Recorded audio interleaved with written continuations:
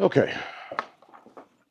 Hey there. So it's the first Sunday back in the workshop, first day back in the workshop since getting home from the Heart of Texas Leather Show. If you don't know, that's a show hosted by the Leathercrafters Journal. It happens every August down in Waco, Texas.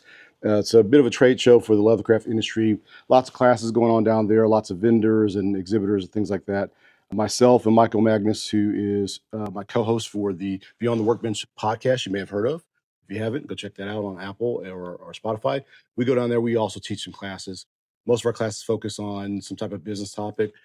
This year, it was on marketing your business or coming up with a strategic plan for your business, essentially. And this was probably our biggest class yet.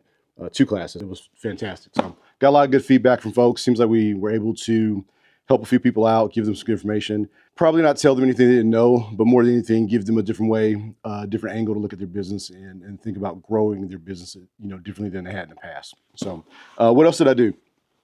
Intentionally this year, didn't buy a lot of leather. Usually I go down there, buy a ton of leather, bring it all back home with me. But we're pretty stocked up with leather here. There was some leather I bought from some buddies that were probably used for like shotgun shell bags and things like that. We got a really good deal on that, so I bought a bunch of sides of that stuff. Hat patch leather, some other miscellaneous things. For me this year, going down there, it was about teaching classes, and I also was able to level up my tool set again for the tooling bench here, which obviously tooling is not our main focus here in terms of old leather goods in the stores, but it has been something I've been reinvesting time into in terms of my craft, because I really enjoy it, and it's a way to decompress and do something. So let's take a look at what I got. So I went down to Barry King's booth. If you've ever been at any of these events, you know that Barry King's always present. He has like this Taj Mahal type of a booth set up where he has all his tools there. And with stamping tools, it is really quite useful to be able to see the tools firsthand. Yes, you can order them online, but seeing them firsthand allows you to pick the right sizes. A lot of them aren't labeled in any kind of way. You just have to look at it and see, is that what I want? Is that what I not want? Play around with them, see if it's going to give you the effect that you want. And so I was able to do that. I did have some gaps in my toolkit, what I call my toolkit. My main tools here that I use when I'm doing belts and panels and things like that. And I want to fill in those gaps, usually with a smaller size or bigger size than what I already had. I did get one special set of tools, though, that I'm really excited about. I'll tell you about that in a moment. Before I go any further, this little toolbox is another one of my 3D printing experiments. Is it absolutely useful and functional? Very functional, useful. I don't know if I need it. Usually when we go down to events like this, we actually use like a leather tool roll like this soft leather tool roll. We just fill it with tools and roll it up nice and tight. That's how we would normally travel with our tools going to events and classes. I just wanted to do something different. This is more of a challenge for me with regards to 3D design, where we had to make the box and we had to make these trays. I wanted something I put maybe 100 tools in, set them up, and then whenever I get where I'm going, I can set them up in these small trays at an angle. So if I was taking a class, which I didn't take any classes this time around, but if I was taking classes, I can easily see all the tools in one place. I even 3D printed these little holders here for my swivel knives. Kind of hang on the side here. And so if I have my swivel knife with me, I could just put it in here. There you go. It's easy, convenient for me to get a hold of.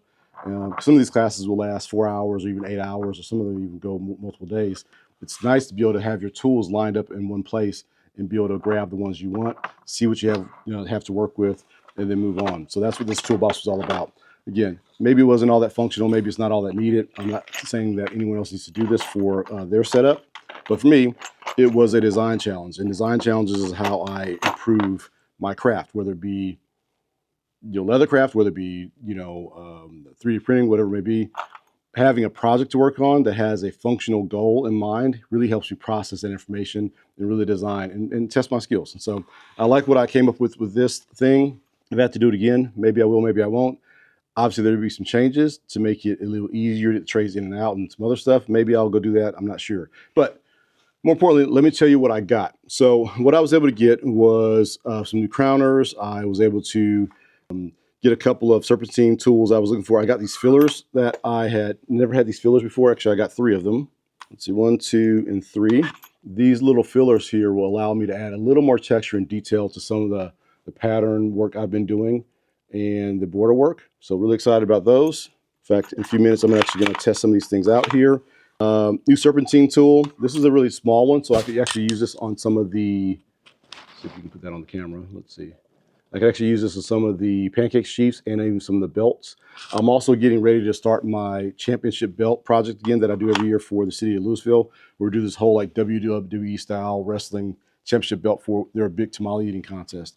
And so I'm getting ready to start that, and I want to get a few more tools to help me with the new design I have in mind for that this year. So I also got these border tools. These look like bar grounders, but they're actually really big bar grounders. And they're just circle dots, if you will. But that's going to make a nice border, nice little texture, soft. It's like a soft texture to go around the borders of some of the items, so that's going to be nice. Looking forward to using those. And actually, I saw you the 5 up, the 3 up, and then I also have just a 1 up item here. There are a few bevelers I didn't have. Maybe my OCD or ADHD is kicking in or whatever, but when I have, like, there's a set of 5 tools for a certain size. And if I have 4 of them, I feel like I need to get the 4th one, or the 5th one, I should say. So I did that. So some of the bevelers, my extra steep bevelers, I didn't have the smallest version of it, so I got that.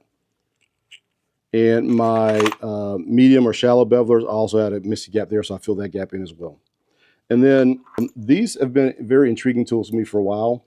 I think they're called winged bevelers. The only person I see using them is a gentleman by the name of Gordon Andrews. I think I get this name right. He's a saddle maker, and he creates these really beautiful borders that go around his saddles and other work that he does. And he uses these wing bevelers a lot. They're very subtle. I've only seen them used as the border. But something about that border I really, really like. So I'm going to try to emulate that as well. I've been playing. I already had this one, right? But I want to get a smaller size so I can put on smaller items. So try those out. But as great as those are, the Berry King tools are always great to get. I mean, I generally speaking, I have better tools than I deserve. Or maybe I should say this. I have better tools than my work deserves, right? I've got great tools here. My tooling work is coming along. I think I'm doing quite well given the effort I've been putting into it, but there's still so much more for me to learn, do, and perfect. There are guys and gals out there that are doing absolutely fantastic work. Fewer tools than I have here. Some of them are doing fantastic work with less quality tools, if you want to, arguably less quality tools, and they're making it happen. And they've just put the hours in, they put the time in, they put the hours in, and their work is outstanding. And I hope to, at some point in time in the future, be able to put my work next to theirs. That's my goal. And so to do that, I'm investing. I'm investing because one, I enjoy it, and two, it's a challenge, and I want to make sure I rise to the challenge at some point in time in the future. So now, the biggest haul, or the most impressive thing I got while I was down there this week was I got a set of Robert Beard bevelers. Robert Beard is one of those names in the leathercraft space it just rings out. It's kind of a legendary name. He's been known for doing beautiful work for many years, especially with regards to figure carving and things like that. But he also has these absolutely outstanding tools that people just love. And to be honest, they're really expensive. They stand out because they're all black. All his tools have this, I don't know what it's called, but they have this, this black finish to them with gold lettering on them. So a Robert Beard tool when you see it. In fact, a lot of people try to knock that off and try to make their tools look like it, but they don't even compare. I heard about Robert Beard tools years ago when I first started going to these conventions. I met him, and surprisingly, he surprised me one day. I was walking by his booth, and I said hello, and he said, "Hey, Odin, how are you?" The gentleman knew my name, and I was just taken aback by the fact that he actually knew my name, because why would he, this legendary person in the space, know who I am, especially when I do a lot of tooling, and definitely no tooling of any substance or that should garner recognition at the time. So anyway, nice gentleman. He's been on. He's had poor health for the last few years. His health has been declining, so he hasn't been cranking out as many of these tools as he did in the past. And so, getting a hold of a set of tools like this, especially a whole set. I got all 4 sizes of bevelers here. These checkered bevelers is not a small feat, and they are expensive. Again, they are better tools than my work deserves right now. But I hope to be able to rise to the occasion of using these tools as I go. I mean, I got a chance to use, in fact, Michael Magnus, my co-host for the podcast, he actually let me borrow one of his bevelers, which I believe was this size here, over the last few months, and I really, really enjoy using it. It was very clear to me after using it on a few projects that there's a reason why these bevelers are so expensive. There's a reason why people covet them and really, really want to use them and want to get hold of them. So I went ahead, bit the bullet, and bought myself a full set of 4. There's some other tools that he makes that I would love to get my hands on, but they weren't available because there's just such a short supply of them.